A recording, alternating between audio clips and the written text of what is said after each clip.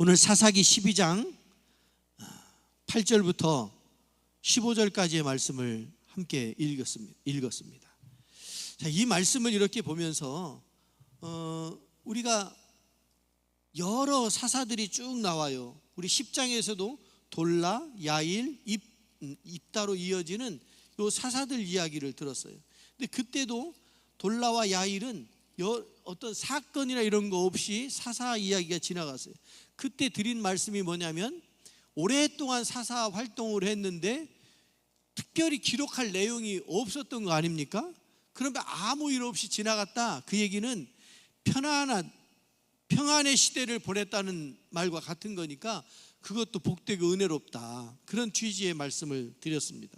자, 여러분, 우리가 믿음의 길을 갈 때 오늘도 마찬가지로 입산과 엘론과 압돈 사사들이 나와요. 뭐 30명, 뭐 또 뭐 40명, 뭐 나귀 타고 이런 얘기들밖에 안 나와요. 그리고 사사를 어디서 했다, 베들레헴에서 했다, 뭐 이런 얘기, 어디서 했다는 이야기와 그들이 그 사사 활동을 하고 죽어서 어디에 장사 지냈다, 이런 정도만 나와요.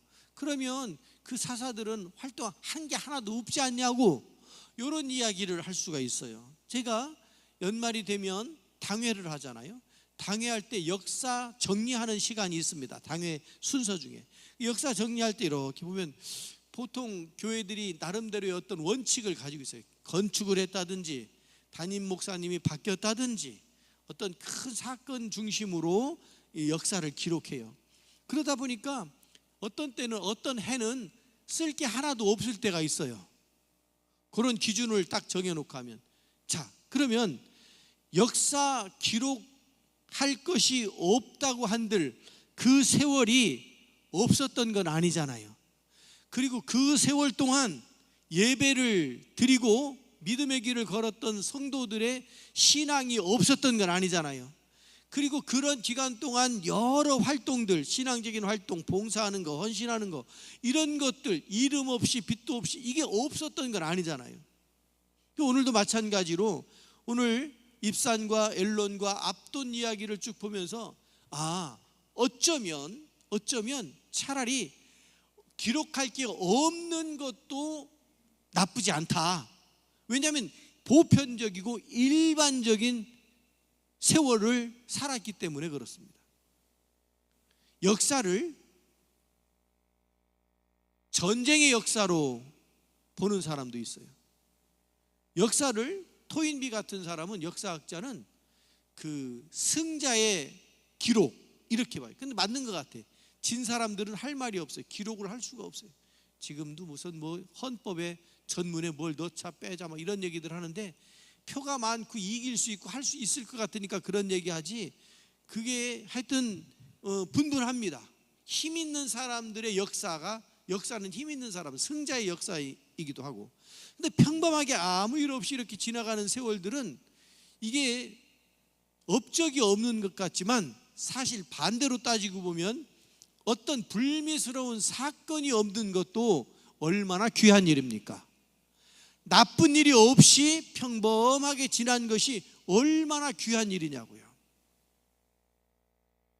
어떤 엄청난 막 업적을 이룬 것만 우리 신앙에 기록될 것이 아니고 평범하게 지나가는 것이 하나님께서 베풀어 주신 은혜인 줄로 믿습니다.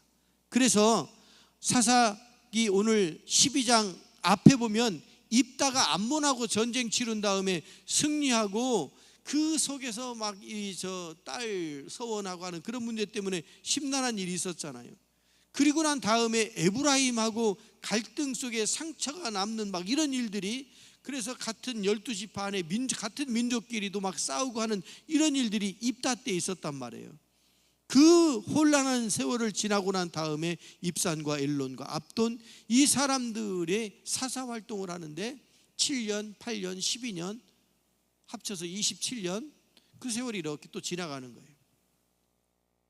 여러분, 이 세 명의 사사를 세웠는데 기록하지 않아요. 자세히 기록할 것이 없는 거예요.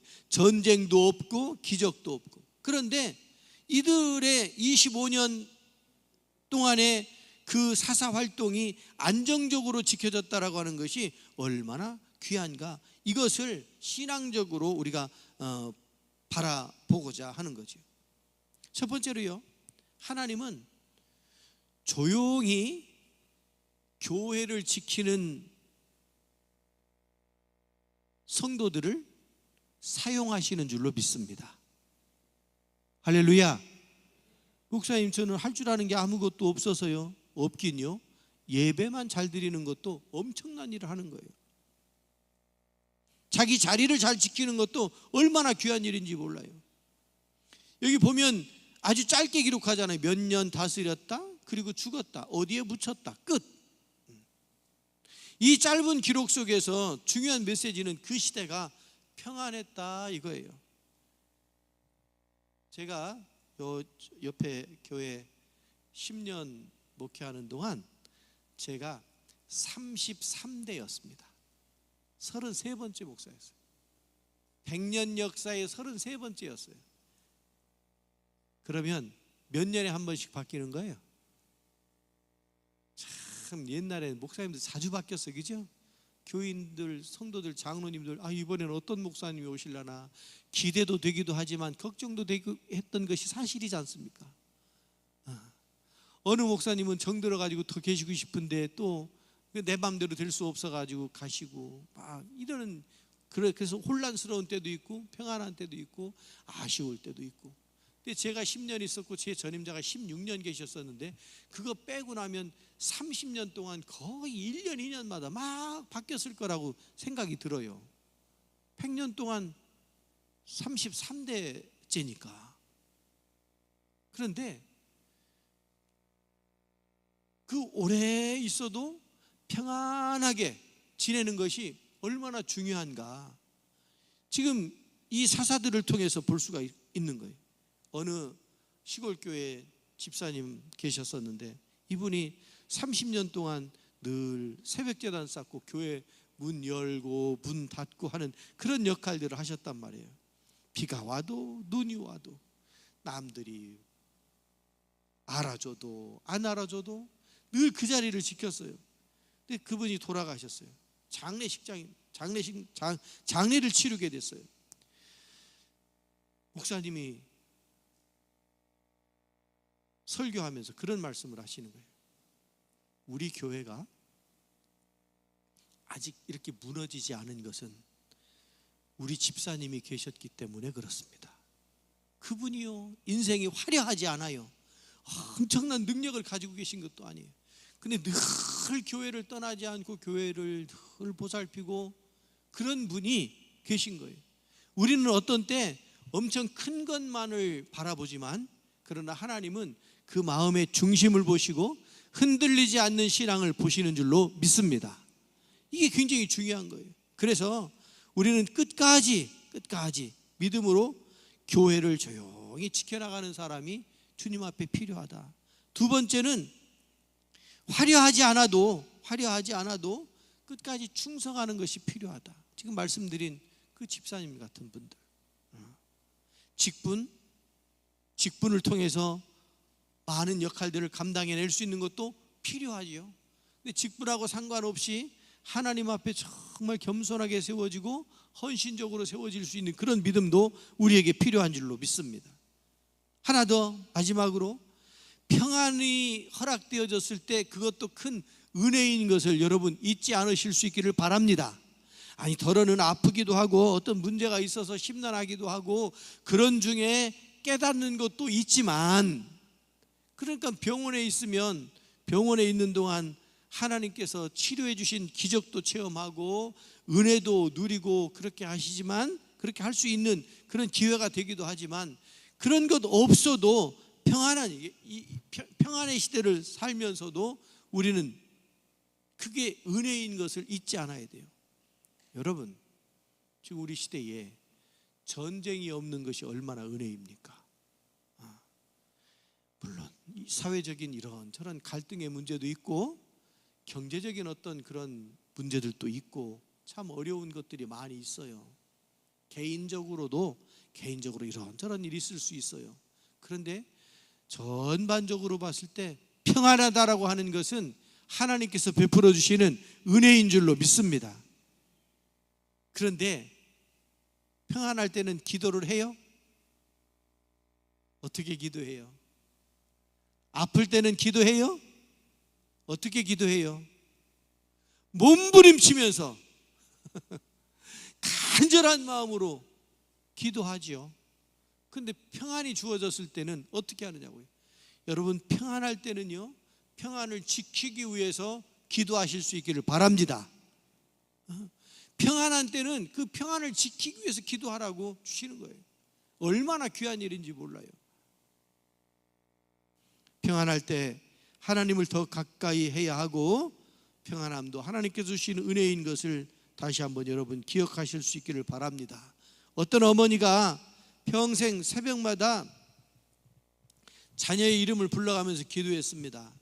근데 그 모습을 보던 자녀가 매일 그렇게 하시니까 인이 박혀가지고 그냥 그러려니 하고 별로 대수롭지 않게 생각을 했어요. 그런데 그 중에 자녀 하나가 목사님이 되었어요. 목사님이 되고 난 다음에, 많은 세월이 흐르고 목사님이 되고 난 다음에 깨닫게 된 거예요. 그리고 눈물로 고백하기를, 제가 이 자리에 이렇게 있는 것은 우리 어머니의 기도 때문입니다. 이런 고백을 하는 거예요. 느껴지는 거예요. 깨달아지는 거예요. 여러분, 여러분의 기도가 헛되지 않을 줄로 믿습니다. 저는 저희 어머니께서 정말 기도를 많이 하시고 열심히 하셨어요. 저희 장모님도 그 서울의 그 큰 교회에서 기도대장이었어요. 기도대장. 우리 장모님 기도하면 아주 힘이 넘쳤어요. 그 기도하시는 분들이 쭉 같이. 근데 저희 어머니는 사실은 조용조용한 분이셨어요. 그런데 새벽을 기도를 안 빠졌어요. 눈이 오나 비가 오나. 저는 생각나요.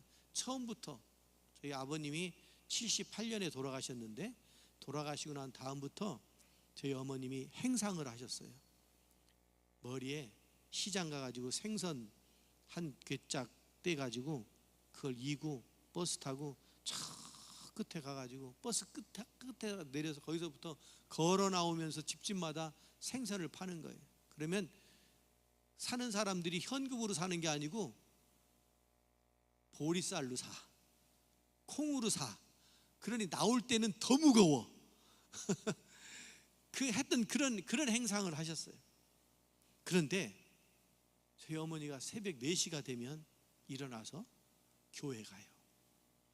새벽 기도하고 시장 가서, 제 고향에 가면 황해상회라고 지금도 있어.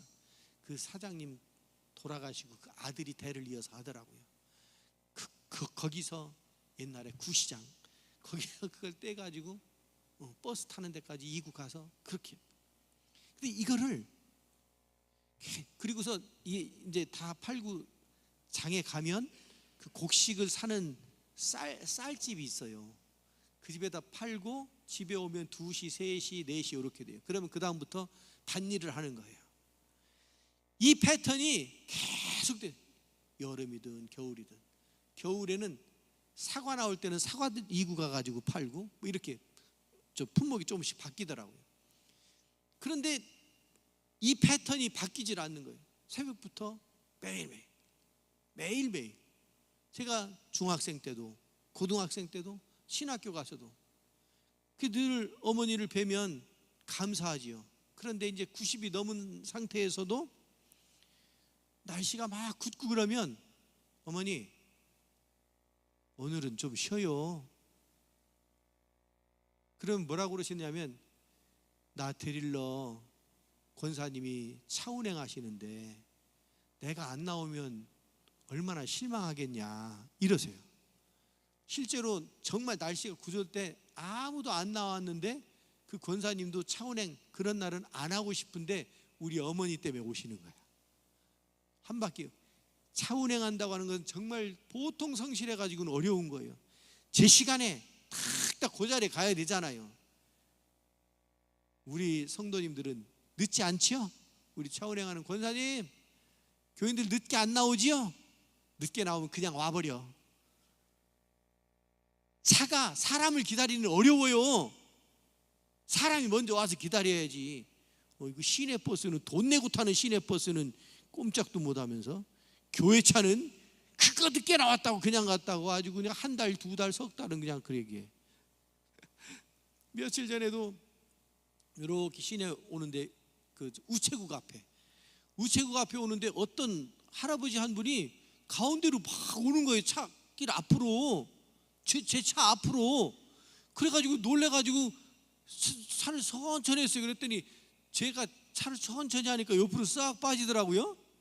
그 왜 그러시나 하고 지나갔더니 내 뒷차가 버스인 거야. 버스를 세우려고 그러고 나온 거예요. 근데 버스 기사가 고약하던데, 그 정류장이 아니니까 안 세워주던데요. 제가 차를 천천히 갔기 때문에 버스도 천천히 올 수밖에 없어요. 그냥 거기서 서서 태워주면 되는데, 아이고, 정류장 아니라고 안 태워주더라고요. 이유가 있을 거예요. 만약에 거기서 섰다가 사고 나면요, 기사 큰일 납니다. 그리고 지난번엔 태워주더니 왜 이번엔 안 태워주냐고, 분명히 그럴 거라고. 그리고 사람들한테 아이고 아무 데서나 손들면 다 태워줘 이럴 거라고. 질서가 무너지는 거예요. 왜 시내버스는 그러면서 교회차 탈 때는 그냥 막 우리 교회, 아니 저쪽 옆에 교회 얘기하는 거예요. 그런 일들이 생겨요. 그러니까 이 교회 차량 운행한다라고 하는 것이 참 귀한 일이기도 하고 어려운 일이기도 하고, 그래서 늘 감사하고 하늘의 상급이 있을 줄로 믿습니다. 저희 어머님이 그러고 가셔요. 여러분, 좀 험한 얘기인데요, 저희 어머님이 새벽기도 가다가 오토바이 탄 놈들한테 가방을 채 뺏겼어요. 그 뺏길 때 그냥 뺏겨요? 이렇게 들고 가는데 채 가니까 우리 어머니가 꽈당 하고 넘어져가지고 다치셨어요. 그리고 그놈들은 그 성경책 들고 도망가 버린 거예요. 세상에, 그걸 아는 거예요. 교회 다니는 사람들은 성경 가방 안에 뭐가 있어요? 교회 가는지 어떤지 알고 그랬나 모르고 그랬나, 그냥 시골 할머니가 그 새벽에 어두운데 그러고 가니까 그 짓을 했는데, 거기에 있으면 얼마나 있겠냐고. 노인네가 헌금하려고 가지고 있으면 얼마나 가지고 있었겠냐고요. 속이 상해가지고, 돈 때문이 아니고 그 이런 일을 겪었다는 것 때문에 속이 상해가지고 참 힘들어 하시더라고요. 그럼에도 불구하고 새벽을 그렇게 세워서 기도하셨어요. 제가 어떤 사람이냐면, 저희 기도 많이 하시던 장모님이 기도한 결과를 저에게 말씀해 주시기를, 저희 세대에 저희 이제 우리 처남이나 형님이나 여러 동서나 목회하는 분들이 여럿 있어요. 근데 다 조목조목 놓고 순서대로 기도하는 거야. 근데 기도하면 제 아내한테 장모님이 그러시는 거예요. 야, 기도하면 너네는 제일 편안해. 너희들 놓고 기도하면 제일 편안해. 저희를 놓고 기도하는 분들이 계셔서 제가 목회를 평안하게 하는 줄로 믿고 감사를 드립니다. 저희 장모님이나 돌아가신 장모님이나 돌아가신 어머니뿐만 아니라 여기 계신 여러분들도 주의 종을 놓고 기도하는 줄로 믿습니다.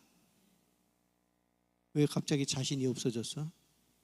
여러분, 주의 종을 놓고 기도하시기 바랍니다. 제가 이런 게 아니고요. 저도 영적으로 흔들림이 없이 바르게 가야 되지 않겠습니까? 쉬운 일이 아니에요. 여러분들이 목사님에게 이렇게 뭘 요구하거나 코치한다는 게 어려운 일이에요. 평생 못할 거예요. 그런데 제가 스스로 알아서 깨닫고 흐트러지지 않게 이 길을 가야 되지 않겠습니까? 여러분들이 기도함으로 그게 가능한 줄로 믿습니다. 기도 많이 해주시기 바랍니다. 그래야 저도 목회를 평안하게 하고 목사님이 목회를 평안하게 하면 그 교회가 평안하고 교인들이 평안하게 되는 줄로 믿습니다. 이게 다 하나예요. 동네도 편안해요. 그 지역사회도 평안해진다고요. 이게 다 하나예요. 그리고 평안의 시대에는 더 깨어서 기도해야 돼요. 이 평안이 유지될 수 있도록. 저도 그런 마음 가지고 이름도 없고 빚도 없어도 괜찮아요. 주님 앞에서 섰을 때 내놓을 거 없어도 괜찮아요. 그런데 저는 제가 목회했던 교회가 늘 편안했다, 평안했다라고 하는 그것이 칭찬거리가 되었으면 좋겠어요. 그렇게 기도해 주세요, 여러분. 제가 뭐 엄청난 막 업적을 남기고 큰 일을 감당하고 이런 거 아니어도 여러분들께서 그래야 여러분들도 평안하게, 이 지금 25년 동안의 이 사사시대, 본래 사사시대는요 전쟁이 있고 막 엄청 혼란스러운 시대였었어요. 질서가 안 잡혀가지고. 그런데 이 25년 동안 평안의 시대를 누렸다라고 하는 것이 얼마나 귀한 일인가. 여러분, 아무 일이 없다고 나는 별스럽지 않은가 봐, 이게 아니고 아무 일이 없는 그 시대가, 그때가 여러분들에게 축복의 때인 줄로 믿습니다. 그렇게 기억하시고 그것을 지켜나갈 수 있기를, 그렇게 기도할 수 있기를 주님의 이름으로 축원합니다.